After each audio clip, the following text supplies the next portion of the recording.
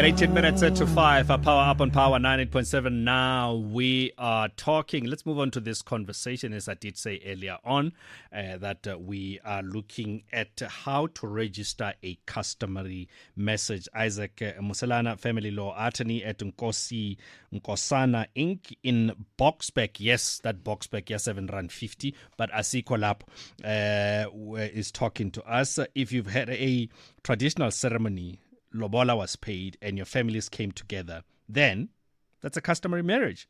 But did you know that for it to be legally recognized, it needs to be officially registered with Home Affairs?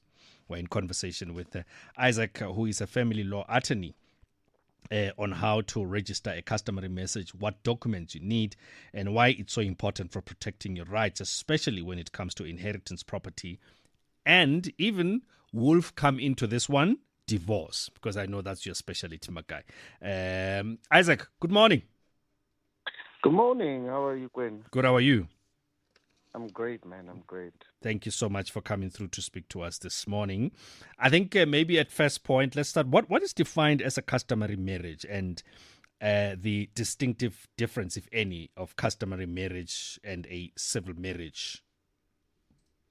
Yeah, and I think in your intro you did actually properly hammer on the definitions of a customary marriage. But essentially, a customary marriage is a marriage relationship entered into between a man and a woman in which both parties negotiate and celebrate a marriage in terms of a particular custom or African tradition.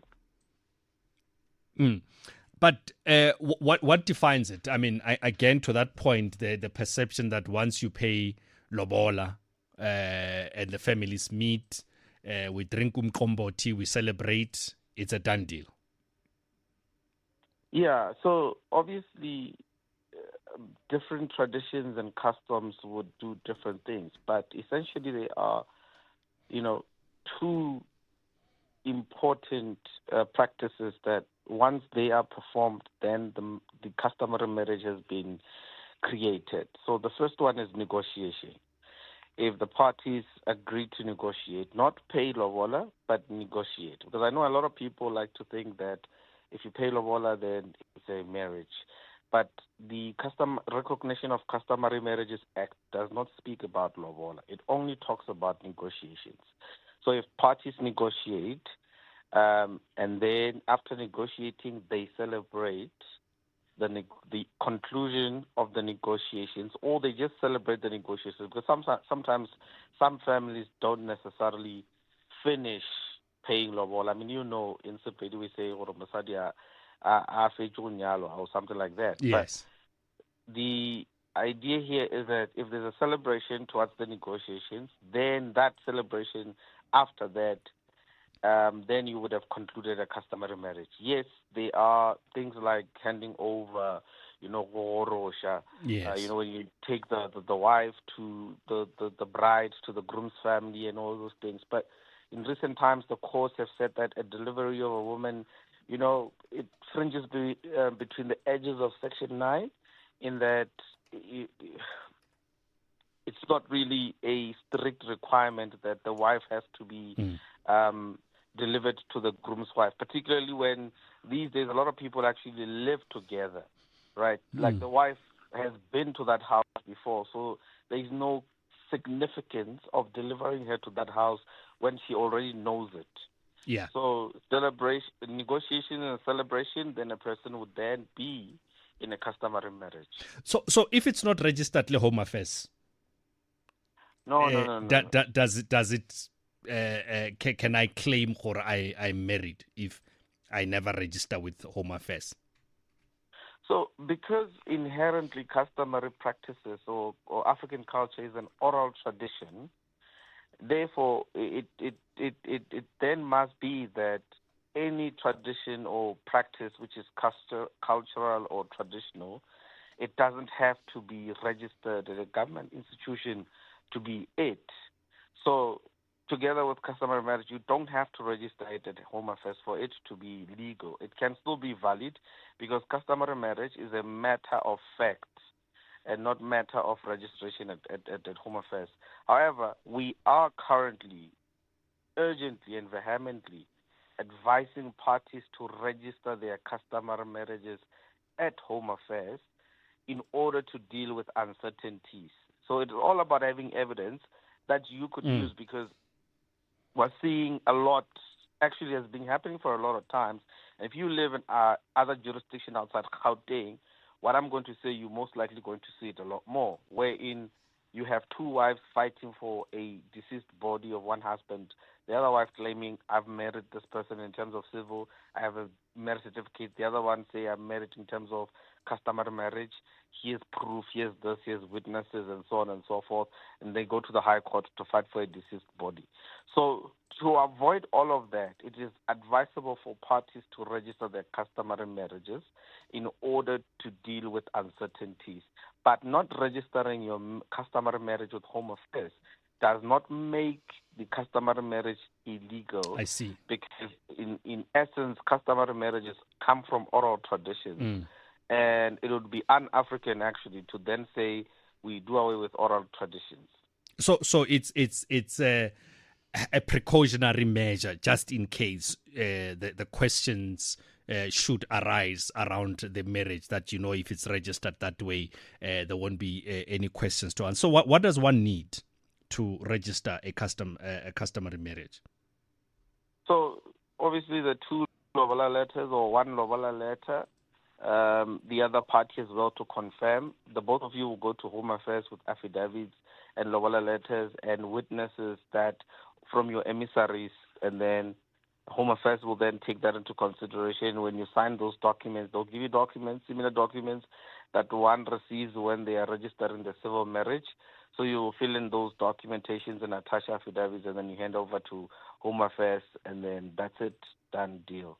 If Home Affairs refuses, then one can approach the High Court or the Regional Court, and then make an application to confirm and register their, or direct Home Affairs to issue a marriage certificate.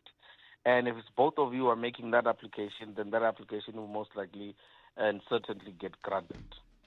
So do things like community of property, out of community of property apply in customary marriages, or again, through that registration, is that where it has to be clarified?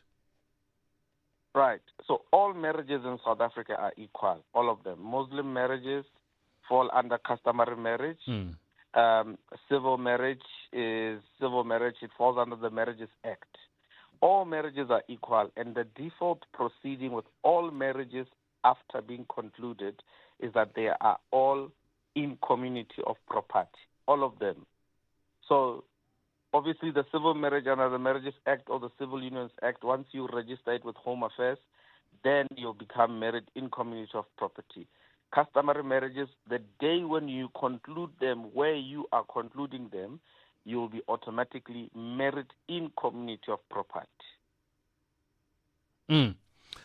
So again, so it doesn't matter. So see, the direction I'm trying to take is that when it comes to the issues of nullifying the marriage, then if it is not registered, what rule applies in that instance? Now, a nullification of marriage or annulling a marriage or annulment of a marriage is a completely different procedure. You can annul any other marriage, any of the marriages, whether it's a civil marriage, whether it's a customary marriage, you can annul it based on certain reasons such as fraud or misrepresentation. Right? It has nothing to do with whether it is a customary marriage or whatever. However, all marriages must be divorced at a divorce court.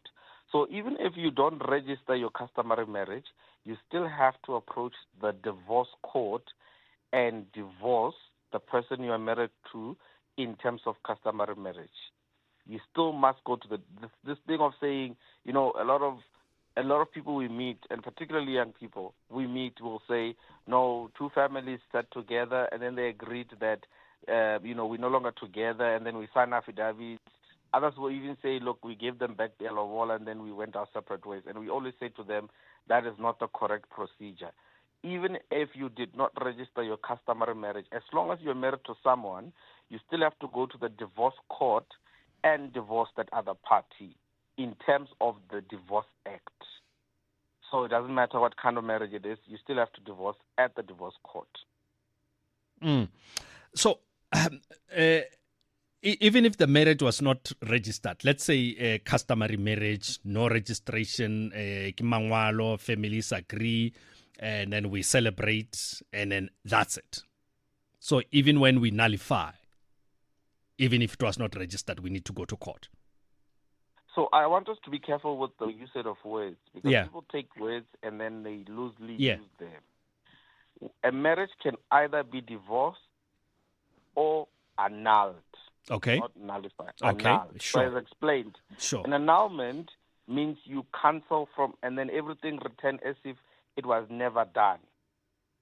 So therefore, if that marriage I has see. been so if it was created out of fraud or out of misrepresentation or out of undue influence, or you married someone who's under the age of 18, then the other person can, or you married someone who's already married to someone else in terms of civil marriage. For example, there are instances where I marry someone in terms of customary marriage, and then tomorrow I go and marry someone in terms of civil marriage.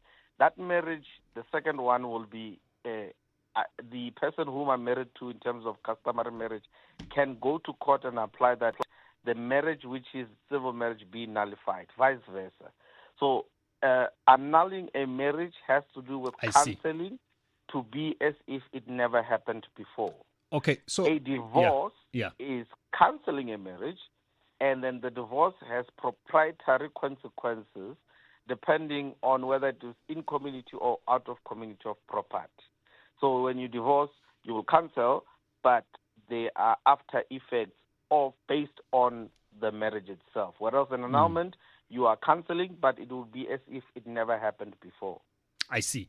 Two quick questions from X before I come back to my question. Success, I think you answered this, but let me ask nonetheless. Does failure to register customary marriage nullify it? Again, you see, when I said that people use certain words and they end up, loosely meaning them. When you don't register your customary marriage, it's still valid. Registration is not a valid requirement for a customary marriage to exist. As I explained, customary marriages, traditional practices, are oral in nature, are a matter of fact, and they continue as such even in the democratic dispensation. It doesn't change because we're in a democratic dispensation. Culture and tradition remain oral, and they are treated as such because they are part of our customs and what we call common law. Okay. Mbulelo also ask, please ask your guest, how do I contest forfeiture of assets due to suspected fraud certificate done by another spouse? All right. So this question is actually loaded because you may find out that I've actually had a case like that back in Polokwane, whereby these parties are actually married in terms of customary marriage, but somehow one party was able to illegally obtain a marriage certificate that appears to say civil. So then the one party then eventually goes to Home Affairs, goes to the Director General. We fight the marriage certificate, and then they do declare that marriage certificate was obtained fraudulently. However, these parties are married in community of property in terms of customary marriage. What you can do is that you can press charges against your spouse for obtaining a marriage certificate illegally, but that does not mean that person is not your spouse because you are married to them in terms of customary law. Now, when it talks about forfeiture, is a completely different mechanism, because forfeiture is a procedure wherein one spouse applies to court during divorce proceedings to say that this person whom I am married in community of property should not get my half of the asset because there will be an undue benefit on their part, or they will get more. So, for instance, if we have pension, both of us, and I chow my pension during the marriage, when that pension is not even used to treat the marriage itself, then eventually when we divorce and I claim your pension, you can say to the court, this person cannot have my pension because they had their pension and they enjoyed it alone. For them to enjoy my pension, it will be an undue benefit. So, or unjust benefit. So, or other things. People do FHS for many other reasons, but it has to do with undue benefit. Or in worst case scenario, if there was severe abuse and, it's a worst case. Like for you to qualify for forfeiture forfeiture is not an easy thing to get in court. You have to prove that this person has been a spawn of the devil, both financially and physically. Okay. Lastly, we're out of time. I think there's a few other questions that we will need to do a part 2 of this. When I was talking about the annulment, and maybe if I put it in simpler terms, gore ge mosadi wa ntapishitše ene ke monyetše ka setšo nka no re boela ga geno, is that divorce? Does that qualify? Because I kere we agreed ka molomo gore ke a go nyala o ngwetše ya ga Moabelo nampile o ntapishitše ke be ke re motho wa modimo boela ga geno. Is that good enough? No, it's not good enough. O swantse o ye divorce court o yo mo divorce. Mara ka go nyala ko court. So why tshwantse ke go divorce ko court? Because ge re tsena into this democracy, ba mixitše setšo, ba ja setšo, ba se tsentšha ka hara democracy. Now, le ge re nyala ka setšo, still ge re divorce, re swantse re ye court re divorce. And then that divorce order will be registered in the National Population Registry. Go tlatšwa certificate sa gore o wa Moabelo mokonu o divorcee. Very quickly, I just need to touch on that, but a last question very quickly, if you may respond to this one. Khomotso says, so what is the advice on getting a prenup? When should it be done? Is it wise to have it before the families come together so that they negotiate with it in hand? Hey, complicated. I would advise before, because we're not in control of what happens during the negotiation proceedings. You can think and agree, or it will only be negotiations. And the next thing, the families decide to be excited over Mkomboti, Bali celebration. So to avoid all of that, before Bakaya do the lay to a notary, lay to an attorney, and have an antenuptial contract. I would say also before they meet, before you can even say he wants to send a letter, go see a lawyer. All right, Isaac, I think we definitely need to have a part 2 of this conversation, but thank you so much for coming through to speak to us this morning. Appreciate your time and your insight. But quickly, for people that want to find out more about you guys, maybe want to take this conversation further, where and how do they get hold of you guys? They look, I'm in Nkosi Nkosana in Boksburg, as you stated. They can simply just write me an email on Isaac, ISAAC, at NN Inc. That's Nkosi Nkosana Inc.co.za. Isaac at NN Inc.co.za. And then we'll take it further. Thank you so much for coming through to speak to us. Appreciate it.